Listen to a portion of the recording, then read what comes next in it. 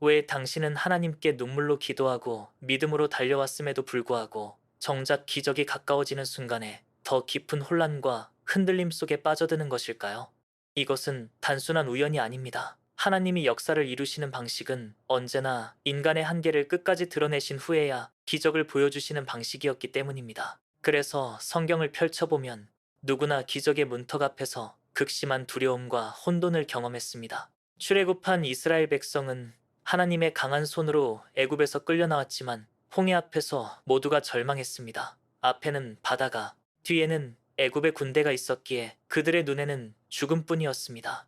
그러나 바로 그 순간이 바다가 갈라지는 역사적 장면의 직전이었습니다. 다니엘은 충성스럽게 하나님을 섬겼지만 결국 사자굴에 던져지는 혼란을 겪었고, 사드락과 메삭과 아벳느고는 믿음을 지켰음에도 불구하고 맹렬한 풀무불 속에 던져졌습니다.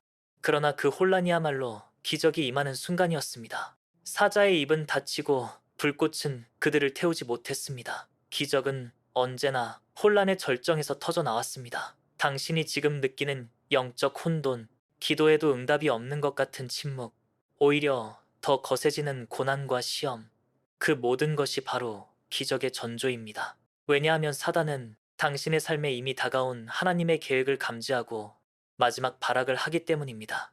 사단은 당신이 믿음을 붙잡지 못하도록 끊임없이 거짓을 속삭입니다. 아무 소용없다. 이제 끝이다. 기도에도 변화는 없다. 그러나 성경은 말합니다. 이사야 41장 10절에서는 두려워하지 말라. 내가 너와 함께함이라. 놀라지 말라. 나는 네 하나님이 됨이라. 당신이 지금 붙잡아야 할 말씀은 바로 이것입니다. 혼란은 끝이 아니라 신호입니다. 더 큰 영광이 다가오는 신호이며 더 깊은 임재가 준비된 징표입니다. 베드로전서 1장 7절은 믿음의 시련이 불로 연단하여도 없어질 금보다 귀하다고 말씀합니다. 그렇습니다. 기적의 직전에는 반드시 믿음이 시험대에 오릅니다. 당신의 믿음이 흔들리고 좌절될 만큼 강하게 흔들릴 때 그때가 바로 하나님의 손이 움직일 순간입니다. 고린도 후서 12장 9절은 내 은혜가 내게 족하도다. 이는 내 능력이 약한 데서 온전하여짐이라 라고 말합니다. 당신의 무력함이 드러나는 그 순간이 곧 하나님의 능력이 온전히 나타나는 자리입니다. 그러므로 혼란이 깊어질수록 오히려 소망을 품어야 합니다. 왜냐하면 그 혼란은 하나님의 부재가 아니라 하나님의 개입이 임박했다는 신호이기 때문입니다.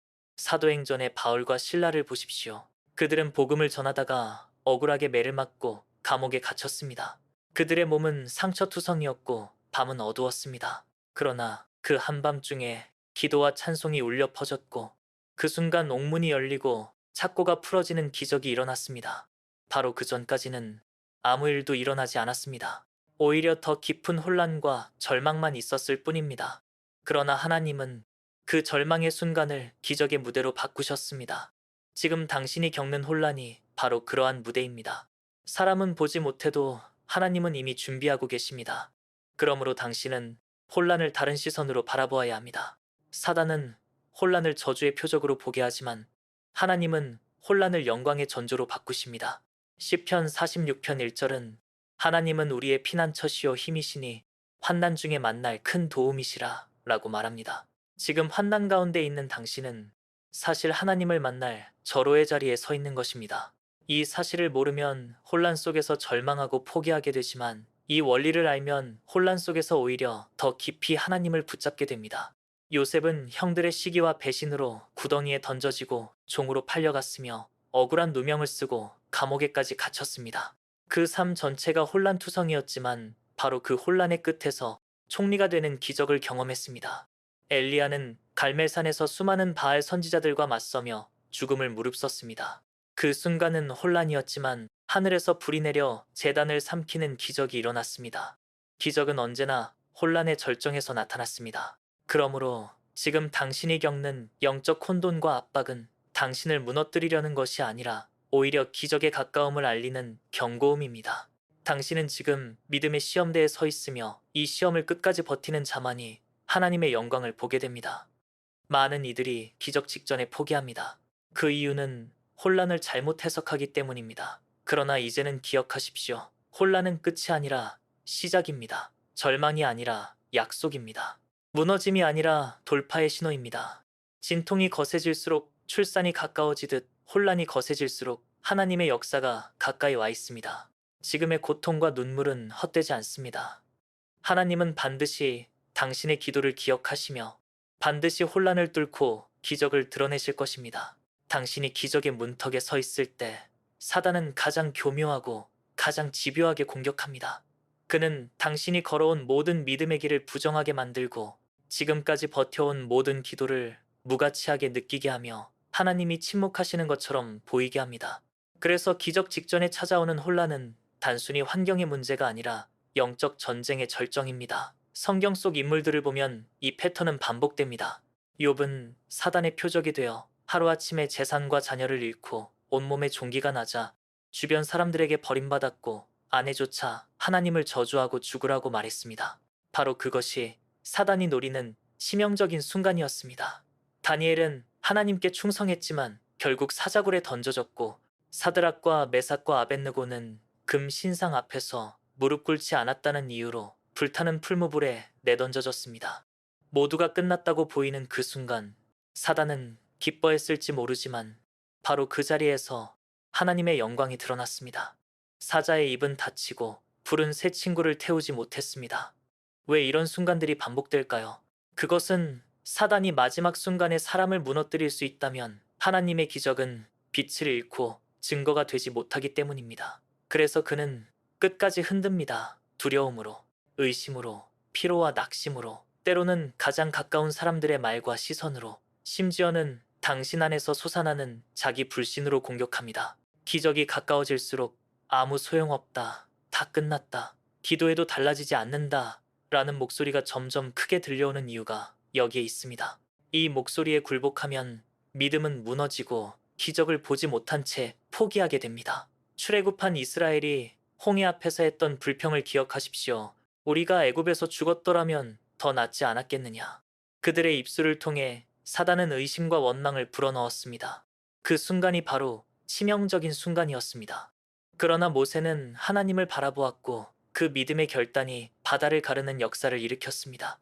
지금도 사단은 동일한 전략을 씁니다.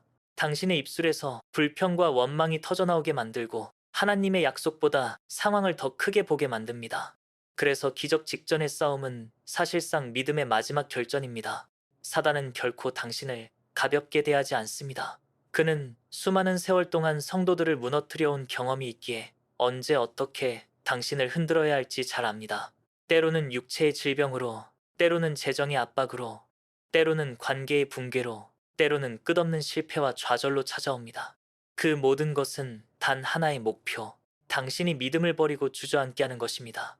그러나 성경은 분명히 경고합니다. 베드로전서 5장 8절은 근신하라 깨어라. 너희 대적마귀가 우는 사자 같이 두루다니며 삼킬 자를 찾나니. 사단은 늘 삼킬 자를 찾고 있습니다. 그리고 그가 가장 집중하는 순간은 바로 기적 직전입니다. 당신이 믿음을 끝까지 붙잡는다면 하나님의 영광이 드러나고 수많은 사람들이 증거를 보게 되지만 만약 포기한다면 그는 그 순간을 빼앗아갑니다. 그러므로 이 시점에서 가장 중요한 것은 혼란을 어떻게 해석하느냐입니다. 만약 당신이 이 혼란은 실패의 증거다, 하나님이 나를 버리셨다라고 생각한다면 사단의 거짓에 넘어가는 것입니다. 그러나 이 혼란은 사단의 마지막 발악이다, 곧 하나님의 기적이 가까워졌다라고 해석한다면 당신은 오히려 더 굳건히 설 수 있습니다. 사도 바울도 이러한 원리를 알았기에 고린도후서 4장에서 이렇게 고백했습니다. 우리가 사방으로 우겨쌈을 당하여도 쌓이지 아니하며 답답한 일을 당하여도 낙심하지 아니하며 박해를 받아도 버림받지 아니하며 거꾸러뜨림을 당하여도 망하지 아니하고. 이것이 바로 기적 직전의 믿음입니다. 사단은 끝까지 거짓을 속삭이며 당신을 흔들지만 하나님은 그 순간을 사용해 믿음을 정금같이 세우십니다. 당신은 지금 단순히 힘든 시기를 지나가는 것이 아닙니다. 영적 전쟁의 한가운데 서 있는 것입니다. 그러므로 지금의 혼란을 두려워하지 말고 오히려 분별하십시오.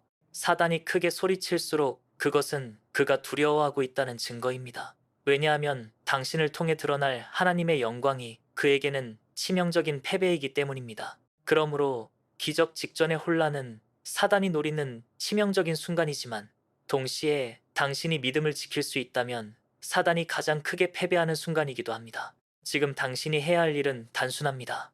흔들리지 말고, 포기하지 말고, 하나님을 바라보는 것입니다. 그때 당신은 반드시 사단이 빼앗으려 했던 하나님의 놀라운 기적을 눈앞에서 보게 될 것입니다. 기적을 눈앞에 두고도 수많은 이들이 무너지는 이유는 믿음이 없어서가 아니라 믿음을 끝까지 붙잡는 비밀을 알지 못하기 때문입니다. 사단이 노리는 치명적인 순간을 분별했다고 해도 그것을 이겨낼 힘을 준비하지 않으면 결국 같은 자리에 주저앉을 수밖에 없습니다. 그러므로 흔들리지 않는 믿음을 세우는 비밀을 아는 것은 단순한 조언이 아니라 생존의 문제입니다. 성경은 계속해서 우리에게 깨어있으라고 명령합니다. 깨어있다는 것은 단순히 졸지 않는 것이 아니라 영적으로 민감하게 반응하고 준비하는 것입니다. 당신이 말씀으로 무장하지 않으면 사단의 거짓에 휘둘리게 됩니다. 예수님이 광야에서 시험을 받으셨을 때 사단은 가장 약한 순간을 파고들었습니다.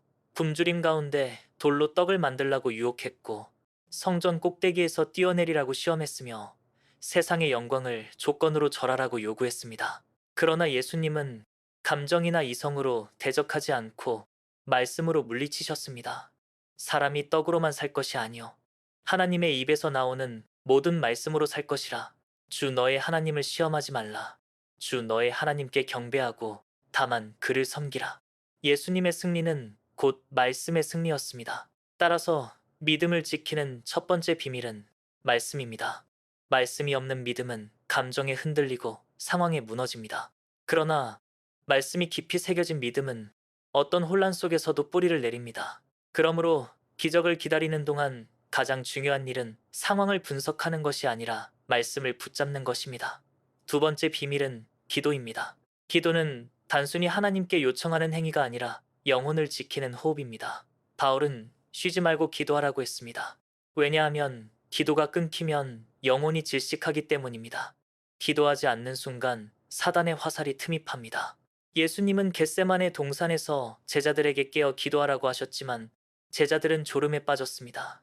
그 결과 예수님이 붙잡히는 순간 제자들은 모두 흩어지고 말았습니다. 그러나 그때 예수님은 기도로 승리하셨습니다.